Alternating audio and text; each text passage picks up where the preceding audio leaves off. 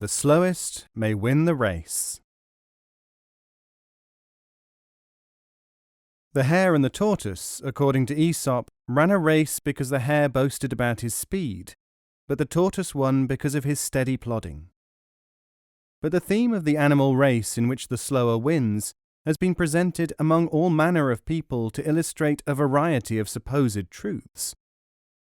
In a Sinhalese tale it is a lion and a tortoise, and the latter arranges with his brother to appear at the opposite side of a river, bearing a flower in token of identity. Far from there being a virtue in plodding, the slower creature here uses only his wits. In Madagascar, a chameleon actually makes a wild hog carry him in its mane. Every time the unwitting hog stopped, the chameleon leapt upon the grass a little way ahead and seemed to be in front. The story has even travelled as far as Fiji, where a crane and a crab are in competition. This time the crane stops every now and then at a crab hole and hears the buzzing which he takes for that of his challenger.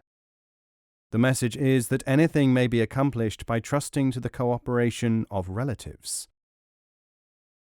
Here is the Siamese presentation, collected in Thailand by Adolf Bastian. The Garuda, magical bird of Vishnu, was hungry as, one day, he flew over a lake and saw a tortoise in it. The tortoise diverted his interest by suggesting that, before being eaten up, they should run a race to see who was the faster. The magnificent bird agreed and rose high into the air, ready to fly. While he was doing that, the tortoise collected all his friends and relatives, all the living tortoises, and placed them in rows of 100, of 1,000, of 10,000, of 100,000, of 1,000,000, and of 10,000,000, so that they covered every inch of the ground. When he was ready, the tortoise called out, "I am ready to start.